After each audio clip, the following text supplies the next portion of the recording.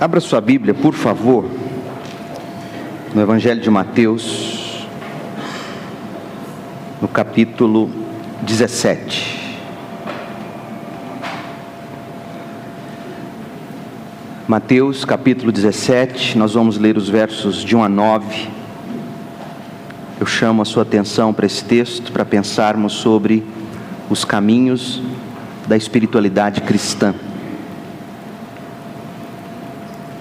Os caminhos da espiritualidade cristã, Mateus 17, de 1 a 9. 6 dias depois, Jesus tomou consigo Pedro, Tiago e João, irmão de Tiago, e os levou em particular a um alto monte. Ali ele foi transfigurado diante deles. Sua face brilhou como o sol e suas roupas se tornaram brancas como a luz. Naquele mesmo momento apareceram diante deles Moisés e Elias conversando com Jesus. Então Pedro disse a Jesus: Senhor, é bom estarmos aqui. Se quiseres, farei 3 tendas, uma para ti, uma para Moisés e outra para Elias. Enquanto ele ainda estava falando, uma nuvem resplandecente os envolveu e dela saiu uma voz que dizia: Este é o meu filho amado, em quem me agrado, ouçam-no. Ouvindo isso, os discípulos prostraram-se com o rosto em terra e ficaram aterrorizados. Mas Jesus se aproximou, tocou neles e disse: Levantem-se, não tenham medo. E erguendo eles os olhos, não viram mais ninguém a não ser Jesus. Enquanto desciam do monte, Jesus lhes ordenou: Não contem a ninguém o que vocês viram, até que o Filho do Homem tenha sido ressuscitado dos mortos. Amém. O panorama do século XX apresenta para nós o estado de desespero a que chegou a nossa humanidade. Se eu pudesse definir o século XX em uma frase, eu poderia dizer que o século XX foi o século do grito de liberdade. Contrário do que se cria até então, pelo positivismo francês que nós falamos semana passada, a Primeira e a Segunda Guerras Mundiais atestaram sobre o estado negativo do coração das pessoas. As pessoas não eram tão boazinhas assim. Elas eram más o suficiente para fazer eclodir 2 grandes guerras de dimensões catastróficas. O mundo pós-guerra constatou que é impossível haver progresso humano com homens tão maus protagonizados como nós temos, com homens tão maus na liderança de todas as coisas. Também não há respostas para os dilemas da vida apenas com a razão, com os critérios das ciências exatas, biológicas. Aliás, você já deve ter ouvido uma frase famosa de um filósofo que era cristão chamado Pascal. No fim do século XVI, uma frase dele que ficou famosa, ele dizia assim: o coração tem razões que a própria razão desconhece. Já no século XVI, Pascal dizia que o ser humano não consegue respostas absolutas, finais, para as crises da existência humana, usando apenas a razão. Porque a alma humana, o coração humano, tem razões, tem complexidades, que a própria razão sozinha desconhece, não encontra respostas. E aí veio a revolução na psicologia ou na psicanálise com um homem chamado Freud, no fim do século XIX, início do século XX. O que Freud fez, ele que era médico, neurologista, ele busca respostas para as questões da existência humana fora da medicina, e ele então inicia essa escola chamada psicanálise, e a psicanálise foi uma revolução para o bem ou para o mal. O fato é que Freud, no mundo acadêmico, estava dizendo: nós não conseguimos dar respostas para o ser humano apenas com as ciências exatas, com as ciências biológicas, com a exatidão da razão. O que se seguiu às duas grandes guerras foram rebeliões e protestos. Se você fizer um estudo, e aqui eu digo aos interessados na história, vale a pena você fazer um estudo cuidadoso dos desdobramentos pós Primeira e Segunda Guerra. Você vai olhar para o século XX após as duas grandes guerras e vai ouvir o grito de liberdade do ser humano desesperado, que durante anos foi iludido com a ideia de que a razão e a ciência daria respostas. Afinal, o homem é bom. Não é bom, veio as guerras. Depois das guerras surgiu o movimento hippie, nasceu o feminismo, o colapso das estruturas políticas totalitárias, Muro de Berlim vem ao chão, surge o neoliberalismo, a economia globalizada, começa-se um interesse religioso até pela ecologia, os livros de autoajuda, a preocupação das pessoas com a inteligência emocional, o avanço das comunicações, da genética, a renovação carismática no meio católico e protestante, a teologia da libertação, o movimento da música gospel. Você pode não saber, mas o próprio movimento da música gospel está totalmente, de alguma forma, ligado ao grito do movimento hippie. O nascimento das igrejas neopentecostais, e hoje os sociólogos falam até em igrejas pós-pentecostais, ou seja, você olha para o século XX, estude o século XX com essa visão, e você vai ver a humanidade gritando de agonia. O século XX, irmãos, sem exagero de palavras, sem exagero de adjetivos, o século XX foi o século mais sangrento de todos os séculos da história. Morreu mais gente em 100 anos no século XX, morreu mais gente no século XX, com epidemias, guerras, conflitos, do que somando todos os outros séculos da história juntos. Todas essas ocorrências são manifestações de protesto do espírito humano, o grito de liberdade da alma que foi sufocada pelo pecado, foi sufocada pelos tratamentos paliativos, pelo humanismo, pelo positivismo, pelo racionalismo, pelo cientificismo, tudo isso idolatrado no passado, mas que não deu respostas, ao contrário, criou um ser humano angustiado. Então a redescoberta da espiritualidade, ela tem uma relação estreita com o espírito do homem decepcionado com a razão, com a ciência, com a ideia de que o ser humano é bom. É aí que nasce o pós-modernismo. E o pós-modernismo é isso, é a redescoberta, de alguma forma, da espiritualidade. É uma resposta a essas filosofias alienantes, atitudes degradantes do homem da modernidade. Só que tem um problema com a espiritualidade do mundo em que vivemos hoje.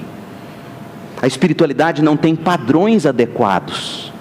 O que se desenvolveu com a espiritualidade hoje apresentada, o que se desenvolveu foram novas formas de alienação. A alienação religiosa hoje.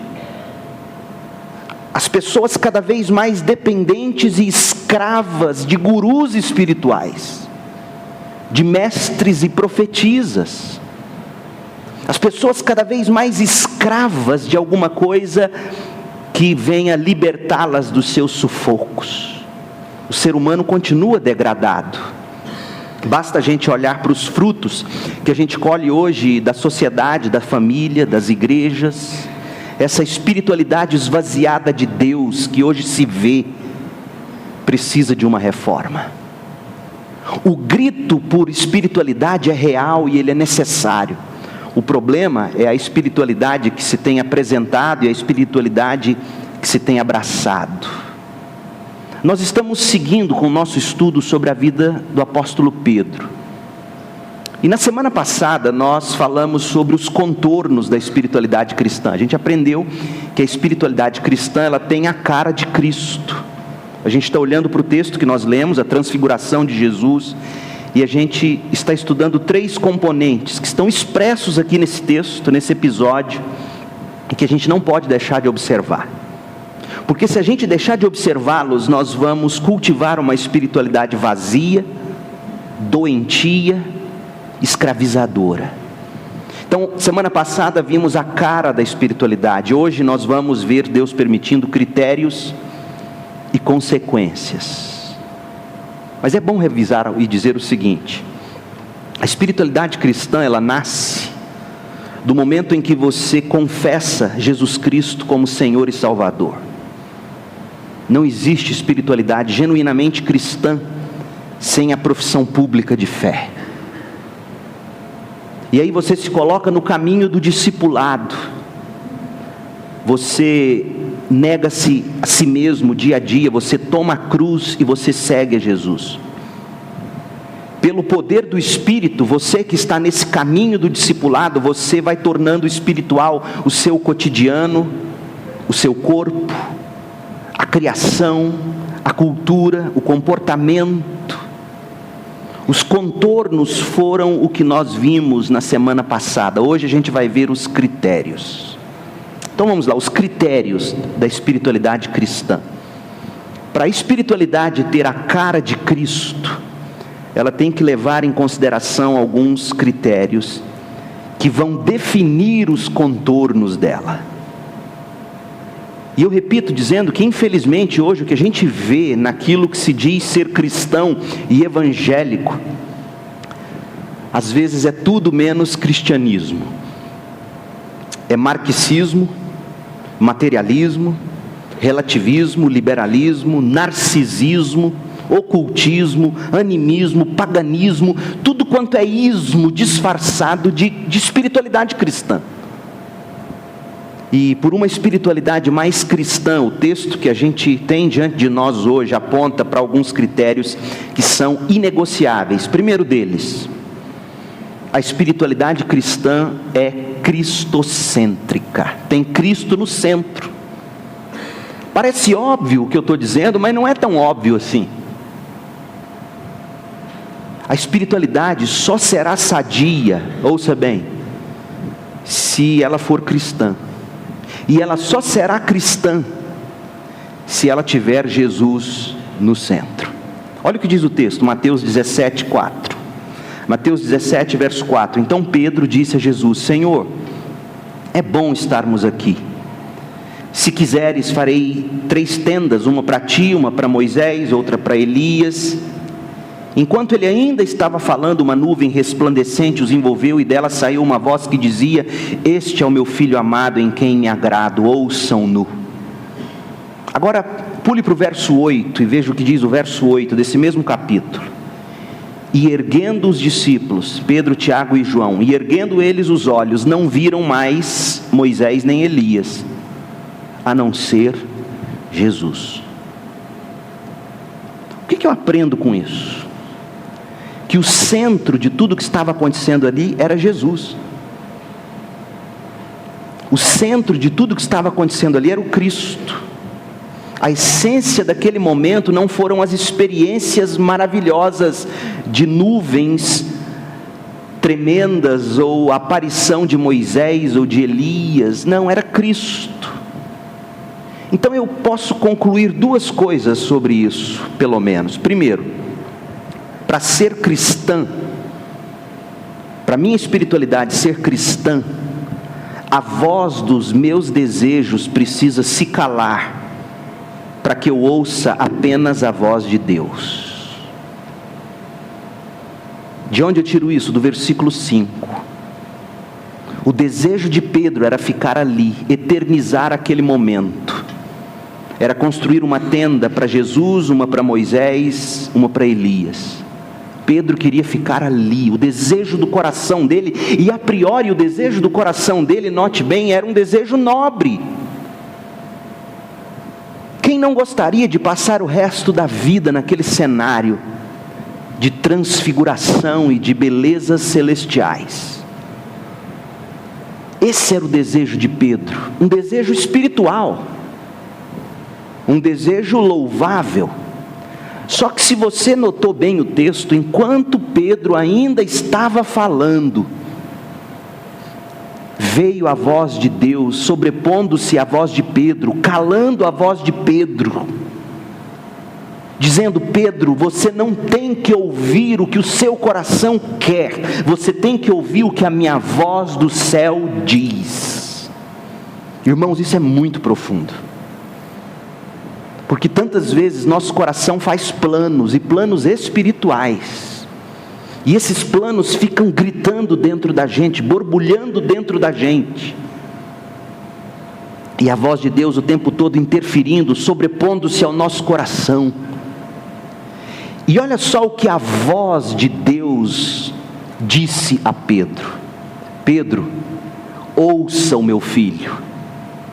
Pedro, ouça Cristo, não ouça o seu coração, não ouça o seu desejo de querer ficar aqui. A hora de você viver o resto de suas vidas me contemplando ainda não chegou. Não queira o que não é para você hoje, não queira o que não é de Deus para você agora. Ouça a minha voz, Pedro. E o que essa voz revelou a Pedro? Essa voz disse assim: Pedro, esse aí é o meu filho amado, em quem minha alma se compraz.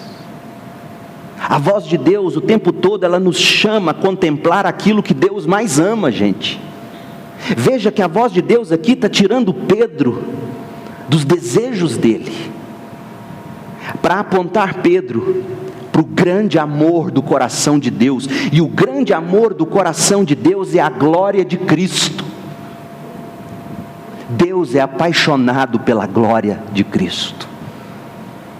A voz de Deus, a voz da espiritualidade cristã, portanto, vai calando o nosso coração, para a gente ouvir a voz de Deus. E a voz de Deus vem e nos diz: não ouça o que seu coração quer, se o seu coração não está em sintonia com aquilo que eu amo. E o que eu amo é a glória de Cristo.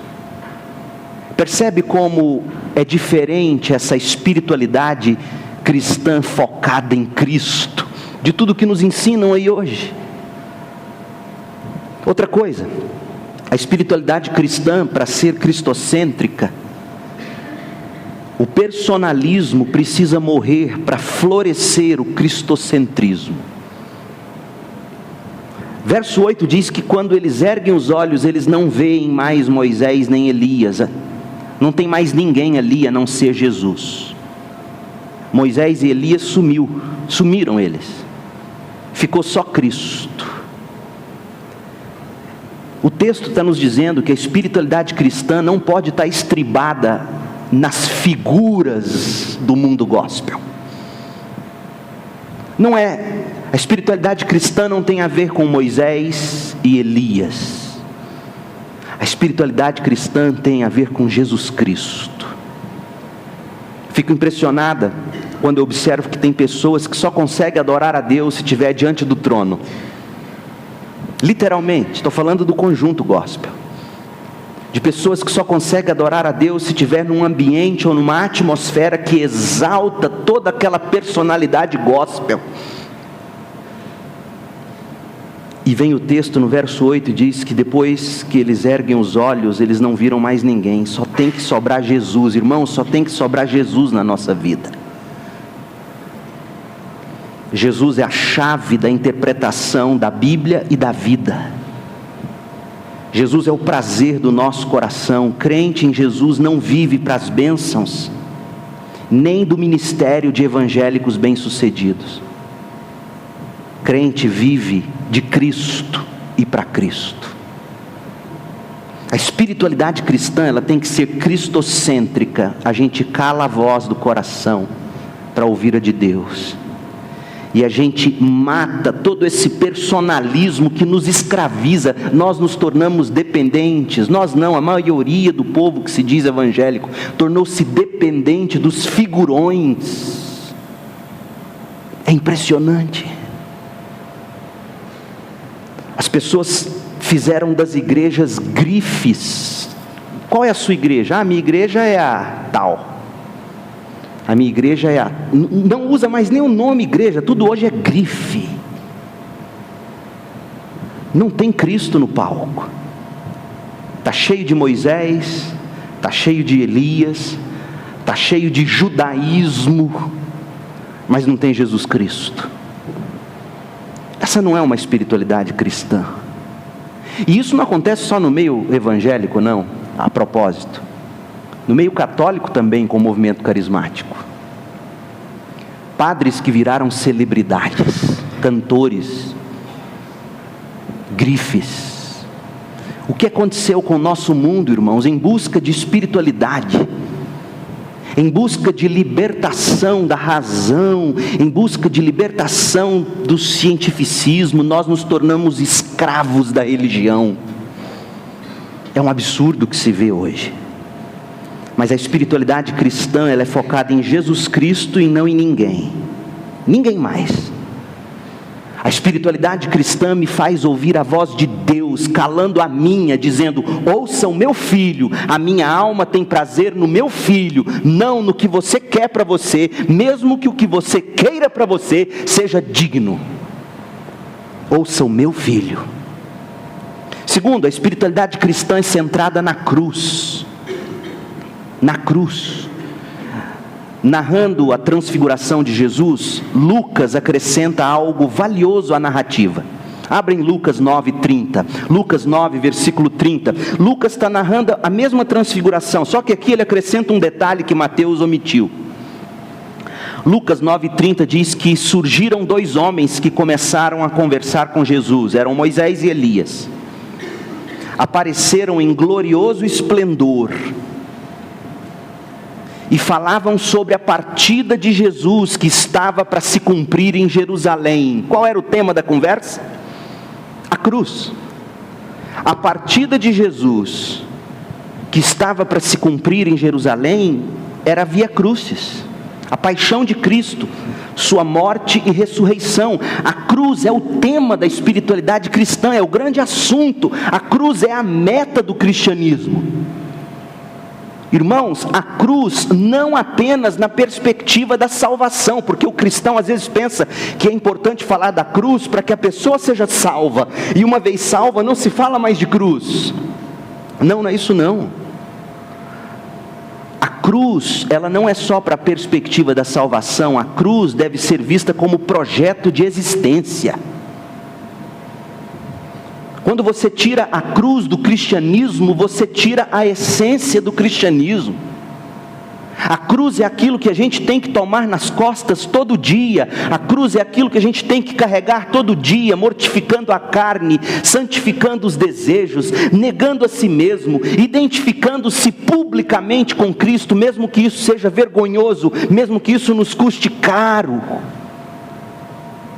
Carregar a cruz, irmãos, é condição inegociável para o cristão.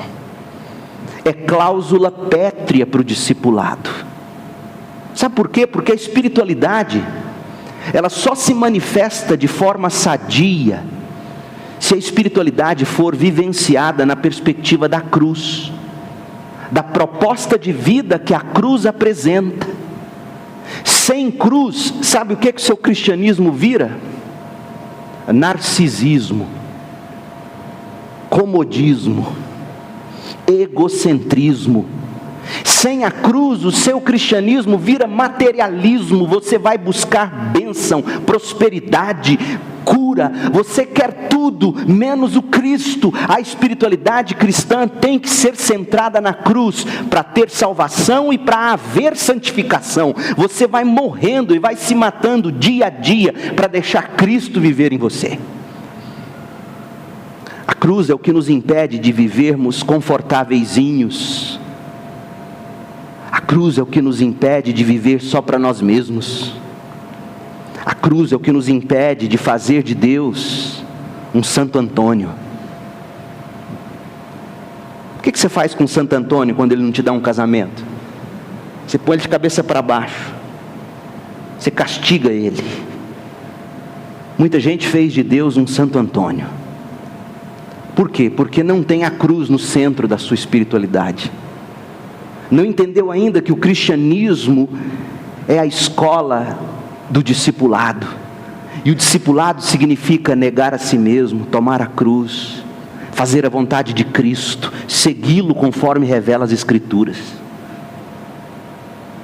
Moisés e Elias estavam conversando com Jesus no Monte da Transfiguração sobre a cruz. A espiritualidade cristã é centrada na cruz. Em terceiro lugar, a espiritualidade cristã pratica o Evangelho. Mateus 17:5. Este é o meu filho amado, em quem me agrado, ouçam-no.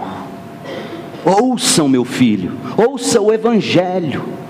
Pare o que você estiver fazendo para ouvir o Evangelho. Ouça o Evangelho através da voz de Deus. A voz de Deus se revela pelas Escrituras, pela meditação sistemática na Bíblia, pela memorização dos textos bíblicos. Ouça, leia, memorize, medite, coloque em prática o Evangelho. O Evangelho é para nós, gente. O Evangelho não é só para o perdido. A espiritualidade cristã, ela se alimenta do Evangelho, ela encarna o Evangelho, ela comunica o Evangelho. E o que o Evangelho significa para um crente na prática? Quer revisar comigo? Veja comigo. Olha uma síntese do que é o Evangelho. O Evangelho é fundamental para salvar seu casamento, para salvar sua existência, não só do inferno, mas das mazelas da vida. Mark Dever define assim o Evangelho, olha só: Deus é o Criador perfeito e o justo juiz. Ele nos criou para glorificá-lo e desfrutá-lo para sempre. Só que nós pecamos, tanto em Adão, como nosso representante, mas também com nossas ações individuais. E agora nós merecemos a morte, a separação espiritual de Deus no inferno. E de fato nós já nascemos espiritualmente mortos e sem esperança em nossos pecados. Necessitamos que Deus nos transmita vida espiritual. Deus enviou seu Filho Jesus Cristo, plenamente Deus, plenamente homem, para sofrer a morte que eu e você merecíamos.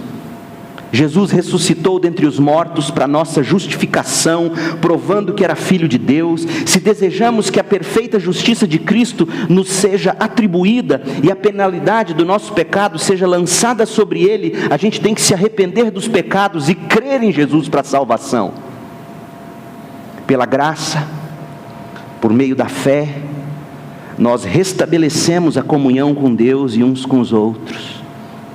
Obtemos vida eterna e somos capacitados pelo Espírito Santo para vivermos para a glória de Deus. Fecha aspas.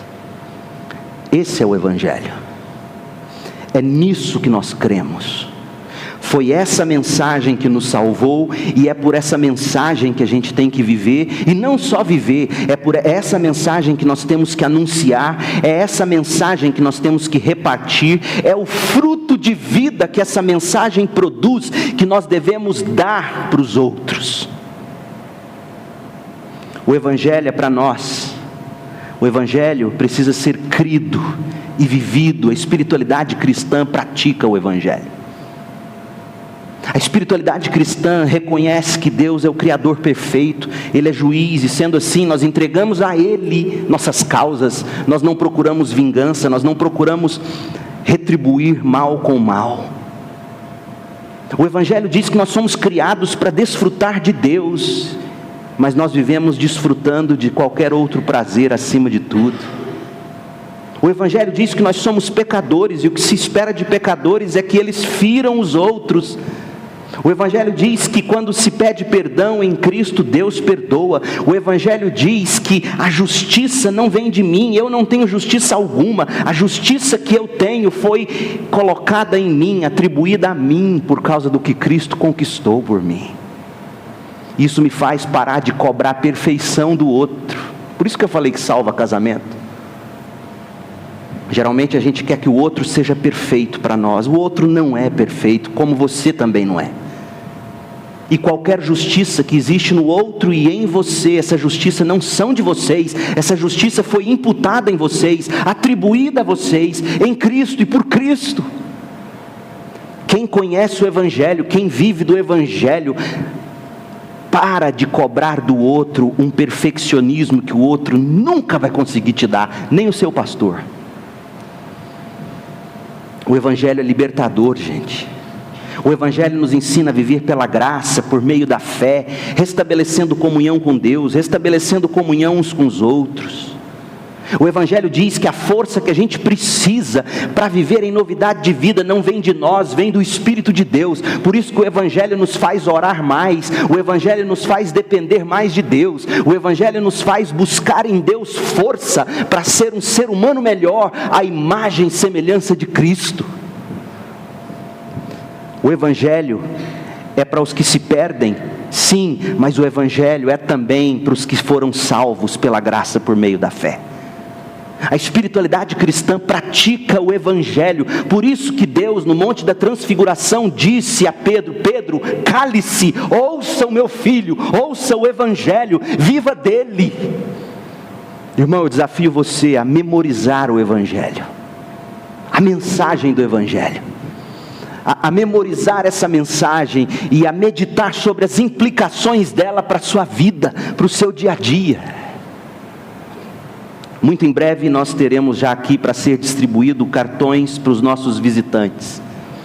E eu fiz questão de colocar essa definição do Evangelho no cartão que a gente vai distribuir. Então cada um de vocês, antes de receber ou de passar adiante esse cartão para um amigo, eu quero desafiar você a levar um para casa e memorizar o Evangelho. Meditar, ruminar no que é o Evangelho, o que é a nossa fé, porque a nossa espiritualidade está ancorada no Evangelho. O que é o Evangelho? E você tem que estar pronto para responder o que é o Evangelho. Faz um teste para você ver como que a gente vai ficar envergonhado. Chega em casa, vira para sua esposa e fala assim: amor, defina para mim o Evangelho. Mas como você é homem, você não vai fazer as damas primeiro, você vai primeiro: amor, eu vou dizer para você o que é o Evangelho. Não vale dizer assim: o Evangelho é tudo aquilo que o pastor leu lá no púlpito. Faz um teste. E aqui eu não digo isso para humilhar ninguém, eu digo isso para que você constate quão pouco valor nós damos àquilo que é central na nossa vida, o Evangelho. Nós vivemos do Evangelho, pelo Evangelho, para o Evangelho. A nossa espiritualidade é centrada naquilo que o Filho diz, o Evangelho. Em quarto lugar, a espiritualidade cristã, ela é trinitária, ela é baseada na Trindade. A Trindade, de alguma forma, está revelada aqui em Mateus 17, verso 5, porque o Pai diz: este é o meu Filho. O Pai fala do Filho, o Pai dá testemunho do Filho. Deus é um só em três pessoas. Hoje, o Espírito Santo é quem revela e glorifica o Filho. João 16, de 13 a 15, 2 Coríntios 3, 18. A espiritualidade cristã considera Deus como Deus Pai, Deus Filho, Deus Espírito Santo. Você quer saber outro valor ínfimo que a gente dá à doutrina da Trindade? É eu perguntar assim: qual é a importância de Deus ser um Deus trino? Qual é a importância de Deus ser Deus Pai, Deus Filho, Deus Espírito Santo? Qual é o valor disso para a sua fé, para a minha fé? Deus se revela de forma completa em três pessoas. O Pai revela e distribui amor. Sabe de onde a gente aprende amor? De Deus Pai.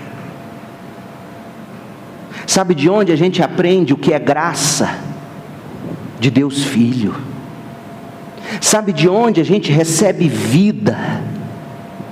Sabe de onde vem vibração para as nossas vidas ocas e secas? Do Espírito. A gente precisa do Espírito Santo. É para a comunhão de amor, de graça e de vida que Deus nos convida a participar, e também Deus nos convida a repartir. De Deus Pai nós recebemos amor, e do amor de Deus Pai que nós recebemos a gente reparte. De Deus Filho a gente recebe graça, e essa graça a gente distribui. Do Deus Espírito a gente recebe vida, a gente recebe iluminação, a gente recebe consolação, e tudo isso que recebemos de Deus Filho a gente reparte. A Trindade não é só uma doutrina, a Trindade é o molde que dá forma ao nosso jeito de ser.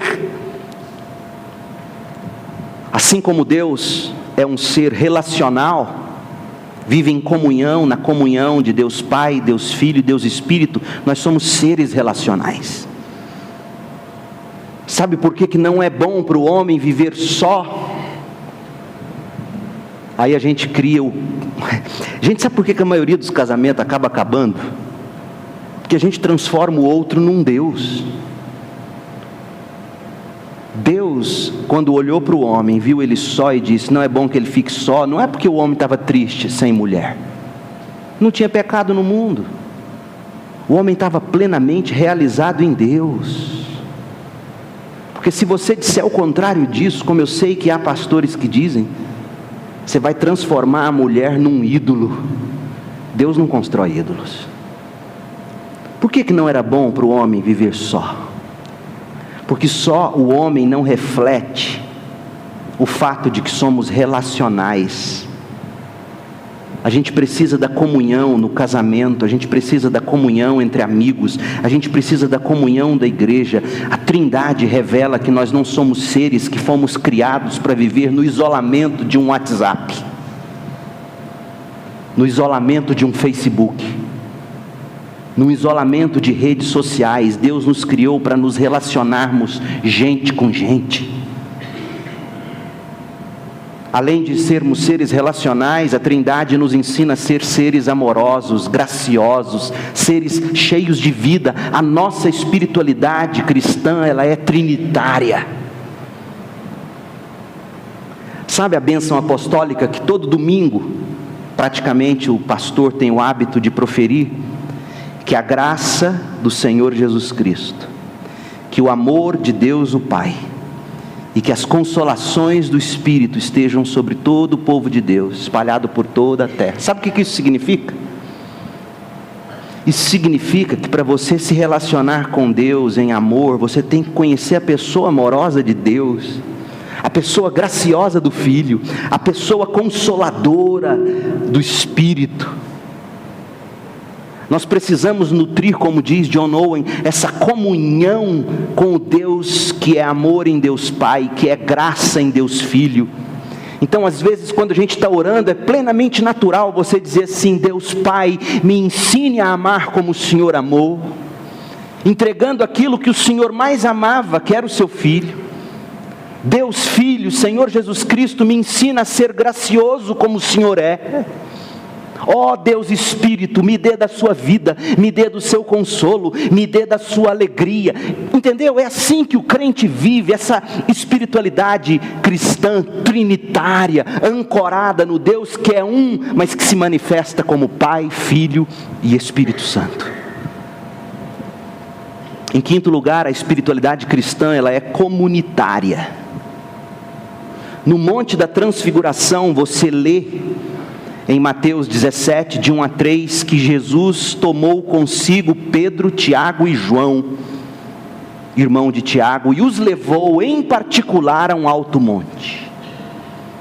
Gente, o cristão precisa do corpo de Cristo. Você sabia que no Novo Testamento existem mais de 20 imperativos, mais de 20 ordens de mutualidade, que diz assim: servir uns aos outros, exortar uns aos outros, orar um pelos outros, submeter uns aos outros. Por que isso? Porque a submissão mútua. Irmão, você já parou para pensar que sem a submissão mútua não tem como você desenvolver o fruto do Espírito? Só consegue ser humilde quem consegue se submeter. Humildade é fruto do Espírito. Só é plenamente alegre quem aprende a viver na comunhão e vê o outro crescendo em Cristo. Alegria é fruto do Espírito. Paz verdadeira existe quando você está em comunhão com Deus, em família e com a igreja. Paz é fruto do Espírito. Nenhum dos frutos do Espírito, ou gomos do fruto do Espírito, é possível de ser vivido fora da comunhão da igreja. A gente precisa levar as cargas uns dos outros. Em momentos como agora, nosso irmão Rubinho vivendo momentos difíceis, enfermidade, cuidando da esposa, é que a igreja se une. É que a igreja vai e socorre um irmão Lorival, irmã Maria.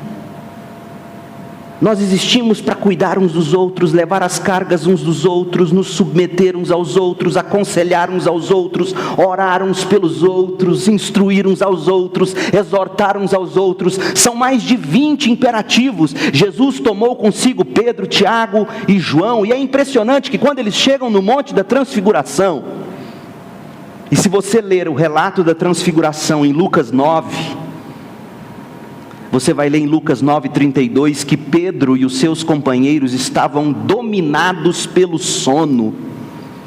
Acordando subitamente, viram a glória de Jesus e os dois homens que estavam com ele. Sabe por que a comunhão é necessária? Porque na caminhada cristã há momentos que a gente dorme como Pedro dormiu. A gente adormece como Tiago e João adormeceram. E a gente precisa uns dos outros para nos chacoalharmos, para nos animarmos. Por isso que Hebreus 10 vai dizer que a gente não pode deixar de nos reunir como igreja.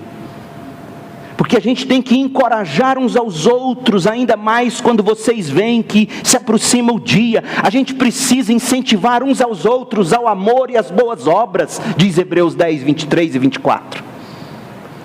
Nós precisamos uns dos outros para nos incentivarmos ao amor e às boas obras. Se não tivermos uns aos outros, o nosso amor pelo outro vai se esfriando, as boas obras vão deixando de existir. A gente precisa dominicalmente de um diácono chegar aqui à frente e dizer: irmãos, precisamos encher os celeiros para nós ajudarmos os outros. Por quê? Porque se nós não formos exortados, nosso amor esfria, nossas boas obras acabam. A gente precisa da igreja. A perseverança dos crentes é um projeto comunitário, irmãos. Crente não perde salvação, não. Mas de acordo com Hebreus 3, de 12 a 14, Hebreus 3, de 12 a 14 nos diz que crente só chega no céu ajudado uns pelos outros. Crente não perde salvação, mas o crente que vai ser salvo até o fim é o crente que soube usar da comunhão fortalecedora. A gente precisa de grupos pequenos na igreja, a gente precisa de discipulado individual, a gente precisa dos cultos coletivos, a gente precisa da escola bíblica dominical, a gente precisa de comunhão, a gente precisa de aconselhamento. Sem isso a gente morre. A nossa espiritualidade cristã é comunitária. Então eu te digo, encontre uma igreja, plante a sua vida lá e cresça na fé. E por último, a espiritualidade cristã pratica as disciplinas espirituais. O relato da transfiguração em Lucas 9 nos diz, no verso 28, que aproximadamente 8 dias depois de dizer essas coisas, Jesus tomou consigo a Pedro, Tiago e João e subiu a um monte para orar. Enquanto orava, Jesus foi transfigurado. Irmãos, a gente precisa de tempos para oração. É óbvio te dizer isso, mas a gente já dorme esbaforido, acorda atrasado, não tem tempo para Deus. A gente não aprende a tirar um tempo para silêncio e solitude na presença do Senhor. Isso é uma disciplina espiritual. Leitura da Bíblia, que é disciplina espiritual. Memorização de textos bíblicos, meditação nos textos bíblicos, jejum, oração, anotar em diários as suas experiências com Deus. Ou seja, a espiritualidade de muita gente é doentia, porque as pessoas não praticam com equilíbrio as disciplinas espirituais. O próprio Jesus tomou consigo Pedro, Tiago e João, subiu para o silêncio e solitude do monte, e lá oraram, e lá receberam a voz de Deus. A espiritualidade cristã pratica as disciplinas espirituais. Concluindo, Quais são as consequências dessa vida? As consequências da espiritualidade cristã? Se a gente tem a cara de Cristo, se a gente adota esses critérios e tem a cara de Jesus, como é que a gente vai viver? E aí eu resumo para você o final do capítulo 17 em 3 linhas. Por exemplo, eles descem do Monte da Transfiguração, a partir do verso 9 até o verso 13, e a gente aprende que o cristão que cultiva a espiritualidade cristã, a primeira consequência é que ele enfrenta os vales com esperança. A espiritualidade cristã nos dá esperança para os momentos de vale. Eles estão descendo do monte para enfrentar um mundo cheio de demônios lá embaixo, um mundo cheio de crises lá embaixo. E ao descerem do monte, os 12 vão compreender que João Batista era o cumprimento da profecia de Malaquias sobre a vinda de Elias. Aquele que anunciaria a chegada de Cristo. A bola agora estava com os discípulos, e com esperança eles deveriam seguir adiante para anunciar. A espiritualidade cristã torna o cristão hábil para enfrentar os vales com esperança. A segunda linha do texto, a partir do verso 14, Mateus 17, 14 a 23, a espiritualidade cristã confere ao cristão o seguinte: o cristão encara a vida com fé. Quando eles chegam lá no pé do monte, eles deparam com um pai desesperado de um menino endemoniado, que nenhum dos discípulos que ficaram no pé do monte conseguiu ajudar.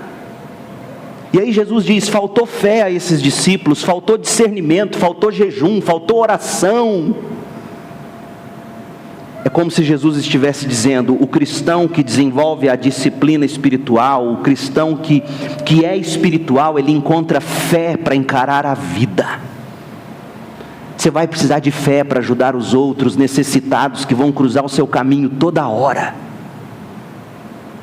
Toda hora, se você tiver olhos para ver, você vai enxergar pessoa como esse pai desesperado, com um filho entregue à mão de demônios. E como é que você vai ajudar? Esses discípulos não conseguiram, não oravam, não jejuavam, não desenvolveram a espiritualidade cristã.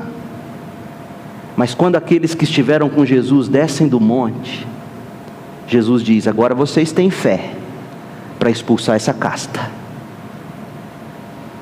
O cristão que tem a cara de Cristo vai ter fé para ajudar os outros na vida. Mas ele vai ter fé também para enfrentar os momentos de perda. Porque se você ler Mateus 17, de 22 a 23, você vai ver Jesus dizendo que ele seria crucificado, e os discípulos ficam tristes, porque eles perderiam Jesus por um momento. A espiritualidade cristã nos dá fé para a gente lidar com as perdas da vida. E a gente vai perder pessoas que a gente ama. E muitas vezes nós vamos perdê-las de formas trágicas. Eu vim pensando nisso hoje. Essa semana conversando com o irmão Lorival, e ele falando do tanto que a irmã Maria foi ativa na União Feminina, na MCA. E eu comecei a me lembrar de algumas das irmãs e pensando assim: elas não conseguem dar maior assistência do que já estão dando, porque a vida delas são tão atribuladas, cheia de atividades, cheia de correria. E aí eu fiquei pensando: irmãos, para pensar. A gente vai envelhecendo, e a gente vai ficando enfermo, e a gente vai chegando perto da morte, como o cântico que a gente cantou, o primeiro cântico do culto hoje. Você prestou atenção na letra? Vai chegando o dia de você se encontrar com Cristo. Geralmente são os dias que você mais vai precisar de alguém com você. E aí você vai descobrir que as pessoas que poderiam estar com você não poderão estar com você, não porque não te amam, mas porque a vida tragou elas. E aí você vai ficar só. E se você não tiver fé para enfrentar os problemas, você morre de desgosto ou desespero. Esses discípulos só não ficaram loucos porque ainda tinham um resquício de fé. Então quem desce do monte com Jesus tem fé para ajudar o outro e tem fé para lidar com perdas. E por último, quem desce do monte, quem tem uma espiritualidade cristã, consegue empregar seus valores com amor. O texto diz que os discípulos chegaram a Cafarnaum, foram abordados por um cobrador de impostos do templo, e Jesus ensinou os discípulos que eles deveriam continuar pagando impostos, mesmo que fosse ao opressor. Jesus está dizendo: olha, quem desce do monte comigo, quem cultiva a espiritualidade cristã, aprende que a César devemos dar o que é de César, e a Deus devemos dar o que é de Deus. A Deus devemos dar o que é de Deus. Irmãos, como é triste para um pastor, para uma liderança de uma igreja, ter que chegar diante da igreja e dizer: irmãos, vocês estão esquecendo de dizimar. E vem Jesus e diz: quem desce do monte comigo, quem anda comigo, quem cultiva a espiritualidade, dá a César o que é de César, dá a Deus o que é de Deus. Faz isso com amor.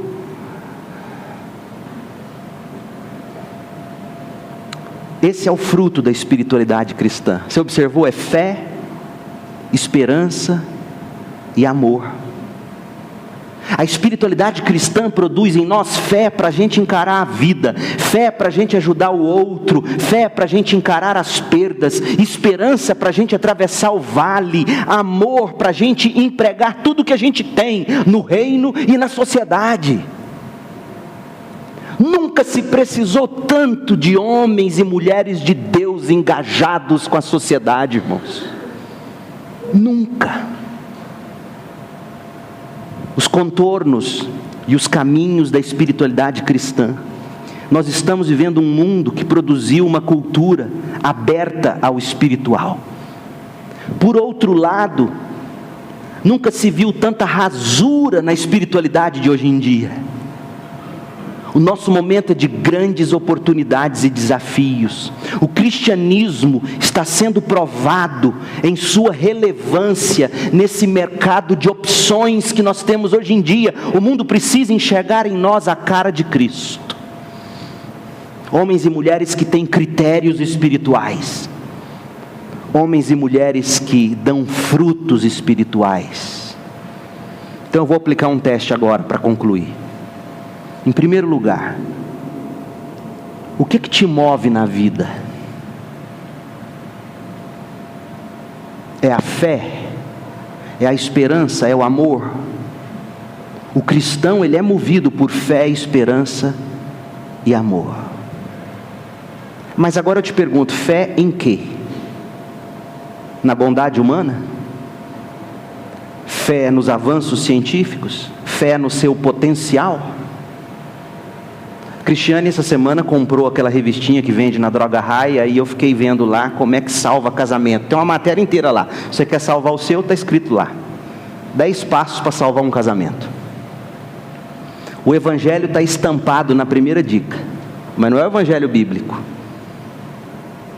É o evangelho humanista, que diz assim: para você não cobrar do seu cônjuge e não desgastar seu casamento, aprenda a amar a si mesmo. Eu falei, Porque, irmão, quando eu começar a me amar demais, eu vou criar um orgulho. Não é isso que o evangelho ensina. O evangelho não ensina você ter fé no seu potencial, na sua beleza, na sua capacidade, fé na sua autoestima. Isso não é evangelho. O evangelho te ensina a ter fé no Cristo, que é Criador, que que te ama do jeito que você é, e te ama tanto que não vai deixar você do jeito que você está, Ele vai completar a obra em você. Então você vai olhar para Ele e vai dizer: Senhor, não habita em mim justiça, mas o Senhor colocou em mim a sua justiça. Isso é fé. Você tem fé em quê? No que você confia para dizer que sua vida vai dar certo? Porque você é bonitão? Sua barriga um dia vai crescer, seus cabelos um dia vão cair, seus músculos um dia vão enfraquecer, e se você não se cuidar, seus dentes também caem. Não é a beleza, não é o vigor físico, não é a testosterona, não é nada disso. Você tem fé no quê? Você tem esperança no quê? Pelo que você nutre amor? A espiritualidade cristã é movida pela fé em Cristo, a esperança da vida eterna e o amor pelo outro, que me diz: eu abro mão do que eu sou, do que eu tenho, para que outros amem a Jesus. Então a primeira pergunta é: o que te move? É fé? É esperança? É amor? E a segunda é: quais são os critérios da sua espiritualidade? Ela é centrada em Cristo ou nos desejos do seu coração? Não, eu vou seguir a Cristo enquanto eu estiver nessa campanha aqui, enquanto Jesus estiver me abençoando aqui, eu caminho com Ele. Peraí, isso não é cristocêntrico. A sua espiritualidade é centrada na cruz ou no seu coração pecaminoso? No Evangelho ou nas suas ideias do que é o Evangelho? Na comunhão com Deus Trino ou numa vida sem amor, sem graça e sem vida? É uma espiritualidade comunitária ou você vive no isolamento, na apatia, assistente de culto? A sua espiritualidade faz você praticar as disciplinas espirituais? Ou você tem uma espiritualidade morta? Enfim, hoje à noite o Senhor diz a você: arrependa-se, confesse a Cristo e desenvolva a espiritualidade cristã. Feche seus olhos.